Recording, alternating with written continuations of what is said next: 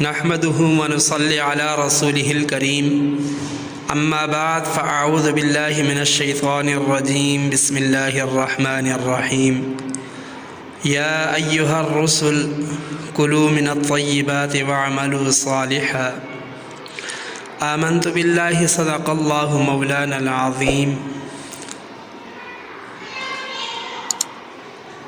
سامعین محترم، اس آیت کریمہ میں اللہ تعالیٰ نے انبیاء علیہ السلام کی جماعت سے خطاب کرتے ہوئے فرمایا، یا ایھا الرسل کلوا من الطیبات واعملوا صالحا، کہ تم پاکیزہ مال کھاؤ اور نیک عمل کرو۔ یہاں دو باتیں ارشاد فرمائیں، ایک پاکیزہ کھانا اور دوسرا نیک عمل کرنا۔ اللہ تعالیٰ نے انبیاء علیہ السلام کے ذریعے جس طرح توحید، آخرت، عبادت، معاملات، معاشرت کے بارے میں ہدایات دی، اسی طرح اس نے خرید و فروخت، تجارت، محنت، مزدوری، معاشی معاملات کے بارے میں بھی رہنمائی فرمائی۔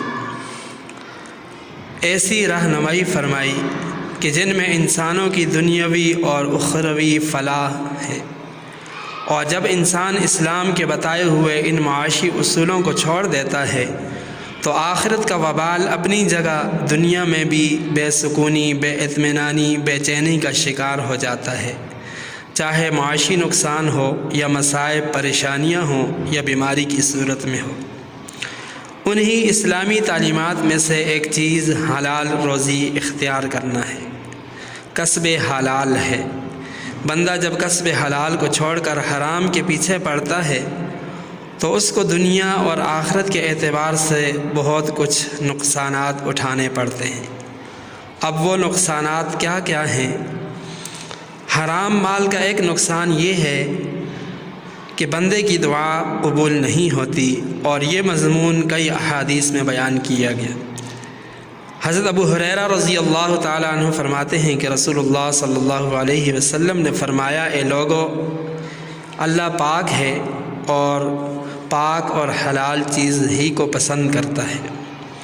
پھر آپ نے ایک ایسے شخص کا تذکرہ کیا جو لمبا سفر کرتا ہے، پریشان حال، غبار آلود ہے، آسمان کی طرف ہاتھ پھیلا کر دعائیں مانگتا ہے، اور اے رب، اے میرے رب، اور حال یہ ہے کہ اس کا کھانا حرام کا، اس کا پینا حرام کا، اس کا پہننا حرام کا، اور اس کی پرورش ہی حرام سے ہوئی، تو پھر اس کی دعا کیوں کر قبول ہوگی؟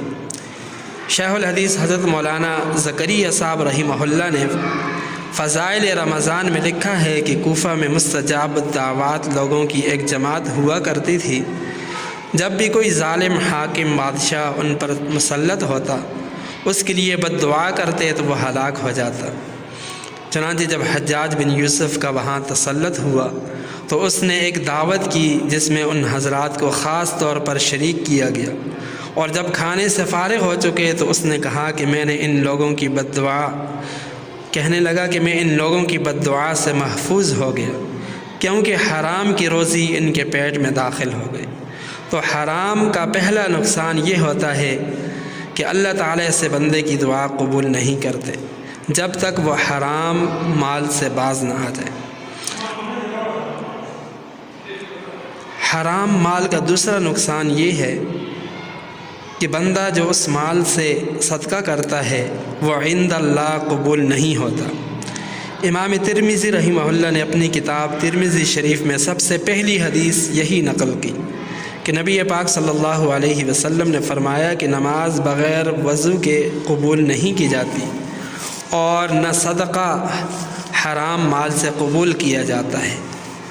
ایک دوسری روایت میں فرمایا، جو شخص حرام مال حاصل کرے گا اور اس سے اپنی ضرورت میں خرچ کرے گا تو اس میں برکت نہیں ہوگی، اور اس سے صدقہ دے گا تو وہ صدقہ قبول نہیں ہوگا، اور ترکے میں اس کو چھوڑ کر مرے گا تو وہ اس کے لیے جہنم کا توشہ ہوگا، جہنم میں جانے کا وہ سبب بنے گا۔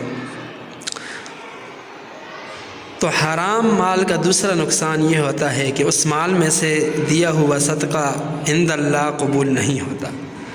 حرام کا تیسرا نقصان یہ ہے کہ وہ اعمال کو اللہ تعالیٰ کے دربار میں قبول ہونے سے روک دیتا ہے۔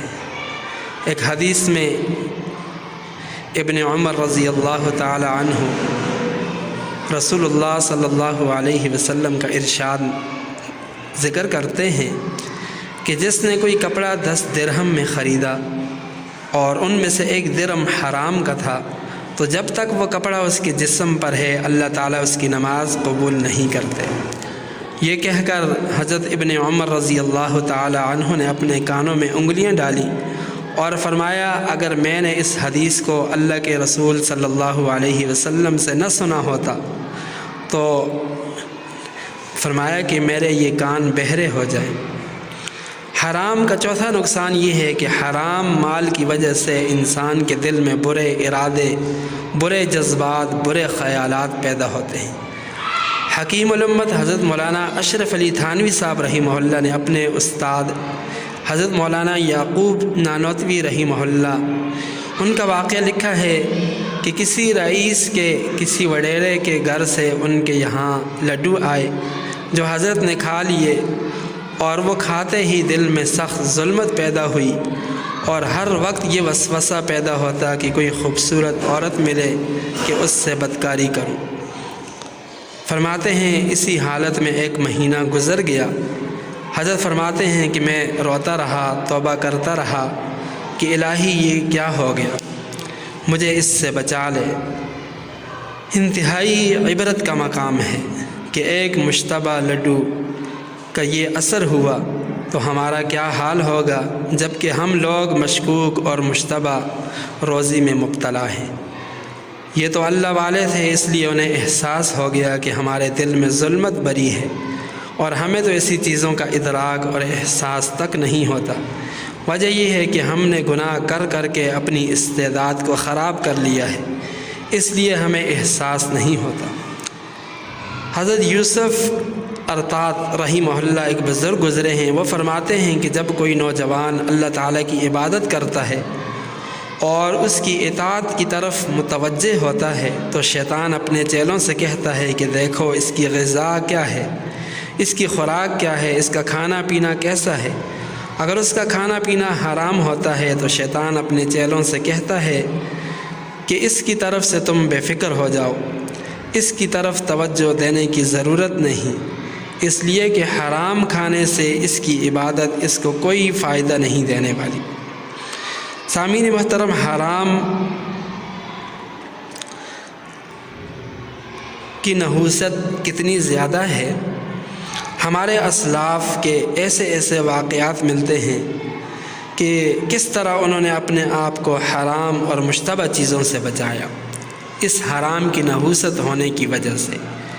سیرت نگاروں نے حضرت ابوبکر صدیق رضی اللہ تعالی عنہ کے بارے میں ایک واقعہ لکھا ہے کہ حضرت کے ایک غلام تھا اور وہ ایک دن کچھ کھانا لایا تو حضرت نے اس میں سے 1 لقمہ کھا لیا۔ پھر آپ کو معلوم ہوا کہ یہ کھانا حرام ہے، کیونکہ غلام نے بتایا کہ وہ زمانہ جاہلیت میں لوگوں کو غیب کی باتیں بتاتا تھا اور یہ کھانا اسی کے عوض ملا ہے۔ تو حضرت ابوبکر صدیق رضی اللہ تعالی عنہ کے بارے میں آتا ہے، فرمایا تجھ پر تف ہو، تو نے تو مجھے ہلاک کر دیا۔ پھر آپ نے منہ میں ہاتھ ڈال کر قے کرنا چاہا مگر قے نہ ہوئی۔ لوگوں نے کہا پانی پینے سے قے ہوگی، چنانچہ آپ نے پانی منگوایا۔ آپ بار بار پانی پیتے رہے اور قے کرتے رہے یہاں تک کہ پورا کھانا نکل آیا۔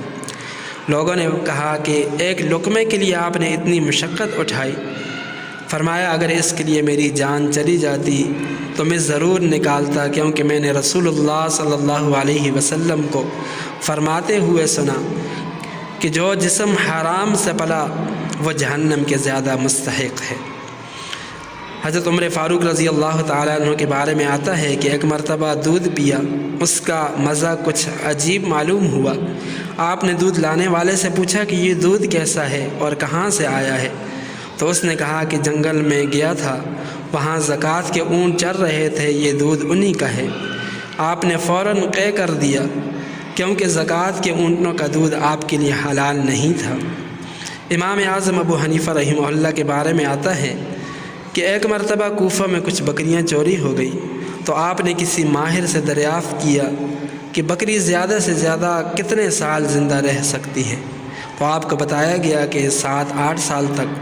تو آپ نے کئی سالوں تک بکری کا گوشت نہیں کھایا کہ کہیں چوری کی بکری کا گوشت میرے جسم میں نہ چلا جائے۔ بہرحال حرام کمائی کے انسان کی زندگی پر دنیاوی اور اخروی ہر اعتبار سے مہلک خطرناک اثرات مرتب ہوتے ہیں، بلکہ اس نحوست کا اثر اولاد اور نسلوں میں بھی جاری ہوتا ہے، حتیٰ کہ اس کا اثر انسان کے دین اور ایمان پر بھی پڑتا ہے۔ اس لیے ایک مسلمان کی ذمہ داری ہے کہ کوئی بھی کام کرنے سے پہلے، پیشہ اختیار کرنے سے پہلے شرعی نقطۂ نظر سے اس کو ایک مرتبہ ضرور دیکھے کہ اس کام کے بارے میں شریعت کا حکم کیا ہے۔ اللہ تعالی ہم سب کو عمل کرنے کی توفیق عطا فرمائے۔